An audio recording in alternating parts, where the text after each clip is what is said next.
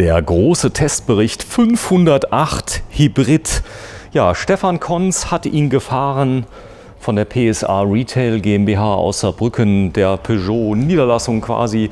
Und ja, du bist mittlerweile wie viele Monate unterwegs gewesen? Also ich bin jetzt mittlerweile im 3. Monat unterwegs mit dem Auto. Viele Kilometer gefahren? Ja, so um die 7. Die 7000, ja. Das Auto hat dich absolut begeistert? Ja, toll. Also diese Technologie mit Elektrik in Kombination mit dem Verbrenner, das ist klasse. Ja, vorne steht es A+, wir zeigen mal ganz kurz die CO2-Effizienz. Ja, Super E10 steht drauf. Dies ist ein Verbrenner und ein Elektroauto. Genau. Erfüllt er diese 0,5? Das tut er, auf jeden Fall. Also die staatliche Förderung mit 0,5 habe ich hier bei dem Auto. Das bedeutet, staatliche Förderung bedeutet, dass dieses Auto hier als Dienstwagenfahrzeug geringer besteuert wird. Ja, ihr seid natürlich ein bisschen, ich glaube, ihr habt eine andere Regelung, wenn ihr selbst Autos fahrt, oder gilt das dann auch für euch? Könnt ihr das umstellen lassen mit Elektro? Also für uns gilt es jetzt in dem Zusammenhang nicht, aber für normale Dienstwagenfahrer, bei uns ist es immer ein bisschen speziell. Hybriden sind da eigentlich ausgenommen von der Nutzung. Bei uns ist das jetzt halt momentan so ein Testballon, um mal zu gucken, wie es in der Praxis ist. Ja, du hast etwas mehr Systempower. Wie hast du das in der Vergangenheit gemerkt? Also man merkt es ganz deutlich vom Ansprechverhalten. Wir hatten ja schon mal Hybriden gehabt in Diesel mit Hybridkombinationen. Da war das mit dem Getriebe so ein bisschen quakig. Das ist jetzt hier ein bisschen anders. Also ich habe jetzt hier eine klassische 8-Gang-Automatik drin. Also für uns jetzt neuerdings klassisch. Die hatten wir ja früher auch nicht gehabt. Und das ist so von der Leistungsumsetzung her ist das super. Ist das Wandler oder DSG? Das ist ein Wandler. Okay. Also DSG bzw. Doppelkupplungsgetriebe nennt man es ja, so sieht es aus. Ja, da vorne ist die EV-Box. Du hast bei dir zu Hause schon eine EV-Box drin oder lädst du hier immer im Betrieb? Ich lade hier im Betrieb, ich könnte aber auch ganz normal zu Hause laden übers Stromnetz. Okay, was sagen die Kunden? Habt ihr mittlerweile ein paar verkauft? Die montieren sich die Boxen? Jein, also ich habe welche, die haben es getan, ich habe welche, die haben es nicht getan. Das ist halt immer die Frage der Nutzung. Wenn ich das Auto ganz normal abends ans Stromnetz hänge, reicht es aus, dann ist das Auto morgens mehr als voll. Also er ist eigentlich schon zu Hause mit der Kapazität, ich sag mal, in 6 Stunden geladen. Kommen wir noch mal kurz auf die Nutzung. Hybrid bedeutet, du hast ja einen Benzinmotor. German-Angst, Reichweitenangst gibt es hier nicht? Gibt es hier nicht. Ich kann ganz normal im Bedarfsfall nachtanken. Kraftstoff E10, E5, super Benzin und dann ist das gut. Ne? Spritverbrauch, ja, kommen wir auf das Thema. Du kennst das Auto jetzt. Wie ist realistisch dein Spritverbrauch auf deiner Kurzstrecke? Du fährst am Tag 60 Kilometer? Ich fahre am Tag 60 Kilometer. Der Großteil wird elektrisch abgedeckt. So, das heißt also, der Spritverbrauch dürfte denn so bei 1-2 Liter sein ungefähr? Der ist bei 1,5 Litern, aber es ist halt immer die Frage, ob das in der Praxis dann nachher auch so handelbar ist. Also das Auto kann so gefahren werden, ganz klarer Fall, wenn der Akku voll ist. Wenn der Akku dann Richtung Neige geht oder leer wird, dann geht er halt, steigt er um in den Benzinverbrauch, oder ich fahre einen Gleichhybrid, dann ist der Verbrauch halt etwas höher. Dafür sichere ich mir mehr Energie in dem Akku. Ja. Man sieht den Wagen nicht so oft. Wie liegt der ungefähr vom Preis her, wie er steht? Also Liste liegt jetzt bei knapp 60. Knapp 60. Da gibt es eine Förderung?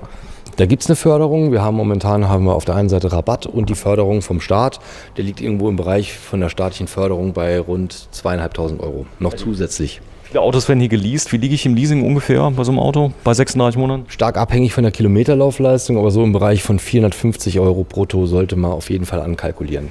Wie ist das Fahrzeug anzusiegeln? Ist das jetzt, ich sag mal so, von der Klasse her eher so ein Passat oder geht das schon höher in Richtung BMW? Das ist eindeutig ein Passat, das geht in die Richtung. Es ist halt jetzt hier von der Formensprache ein bisschen emotionaler geformt als ein Passat jetzt vielleicht oder auch ein Ford Mondeo, die so Arbeitstiere sind. Er will halt auch noch zusätzlich schön sein. Also, und das ist eigentlich auch ganz gut gelungen.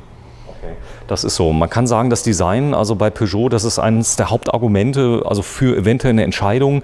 Man hebt sich so ein bisschen ab von der Masse? Ja, also wenn ich designaffin bin, ist das natürlich ein Auto, das sollte man dann halt schon haben. Hast du irgendwelche Ausfälle innerhalb der Zeit der 3 Monate mit dem Hybrid? Gar nichts. Also nichts Auffälliges in der Richtung. No. Nervt das mit dem Anstecken? Hast du schon ein paar Mal nicht dran gedacht? Ja, habe ich schon, muss man wirklich sagen. Ist aber dann auch kein Beinbruch, weil im Endeffekt das Auto dann halt normal mit dem Verbrenner fährt. So, letzte Frage. Rekuperiert er auch oder sind das 2 komplett getrennte Systeme? Ja, auch er rekuperiert auch. Das heißt also, wenn ich beim Bergabfahren zum Beispiel jetzt einen Brennerpass runterfahre, lädt sich die Batterie wieder auf? Genau.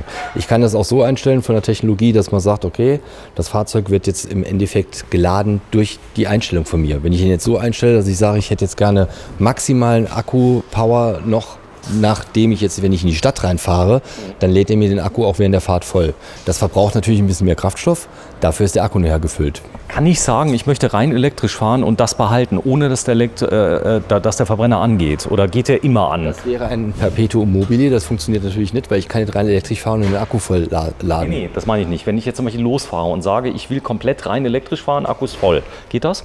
Das kann ich das sagen? Klar, natürlich. Das Auto startet sowieso immer in dem Modus. Es geht nur darum, dieser Eco-Safe-Modus oder E-Safe-Modus ist eigentlich dafür gedacht, wenn es jetzt zukünftig vielleicht in der Stadt ist, dass man sagt, du darfst mit dem Verbrenner gar nicht mehr rein, dann maximiert man im Endeffekt die Batterieladung, also man hält die praktisch konstant auf Maximumstand. Das heißt, ich fahre nur Verbrenner und wenn ich dann nach München in die Innenstadt fahre, stelle ich um und fahre blau, also elektrisch. Wie ist die Nachfrage speziell nach dem Auto bei deiner Kundschaft? Die ist relativ hoch aufgrund der staatlichen Förderung und aufgrund der Versteuerungssituation. Das 0,5 ist schon gut. Das heißt, also ein Auto, was 60.000 Euro kostet, zahle ich 300, muss ich versteuern. Genau. Weil bei den gewerblichen Nutzungen ist es ja immer so, dass ich zum Bruttolistenpreis versteuere. Das heißt, selbst wenn ich jetzt auf einen normalen 20% gebe, also jetzt einen normalen Verbrenner, dann habe ich ja trotzdem die 1% Steuerung. Genau. 3 Monate ist er gefahren, also ich verweise unbedingt auf das Video. Wir haben ein Video gemacht, Einführung 508 Hybrid. Genau. Das verlinken wir jetzt einfach mal, abonniert unseren Kanal und wenn ihr Lust habt, so ein Auto mal zu Probe zu fahren oder zu kaufen, Stefan Konz, stellvertretend für alle Kollegen hier, deine Rufnummer? 0681 7615 127. 7615 127 mit der Vorwahl 0681. Ich darf aus ganz Deutschland, Österreich, Schweiz, egal wo, darf ich dich anrufen? Ja, gerne. Ihr seid quasi eine Tochter des Herstellers? Richtig, eine 100% Tochter, eine Filiale. So ist es, ja. Vielen Dank, Stefan. Tschüss. Gerne. Ciao.